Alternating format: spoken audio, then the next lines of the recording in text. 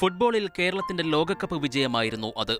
അതെ, അങ്ങനെ തന്നെയാണ് മലയാളി ഫുട്ബോൾ ആരാധകർ ആ വിജയത്തെ നെഞ്ചേറ്റിയത്. ദേശീയ ഫുട്ബോൾ കിരീടമായ സന്തോഷ് ട്രോഫിയിൽ ആദ്യമായി മലയാളത്തിന്റെ ഉമ്മകൾ പതിഞ്ഞ ദിനം 1973 ഡിസംബർ 27 കൊച്ചി മഹാരാജാസ് കോളേജ് മൈതാനത്തിന്റെ മടിത്തട്ടിൽ ഗ്യാലറി തിങ്ങി നിറഞ്ഞ കാണികളെ സാക്ഷിയാക്കി കേരളം ആദ്യമായി സന്തോഷ് ട്രോഫി പിടിച്ചെടുക്കുമ്പോൾ എതിരാളിയുടെ വലയിൽ 3 ഗോളുകൾ അടിച്ചുകയറ്റി കപ്പുയർത്തിയ നായകനാണ് ഇന്നലെ വിട പറഞ്ഞ ടി കെ സുബ്രഹ്മണ്യൻ എന്ന ക്യാപ്റ്റൻ മണി. ഫൈനലിൽ 2-നെതിരെ 3 ഗോളുകൾക്കായിരുന്നു ജയം.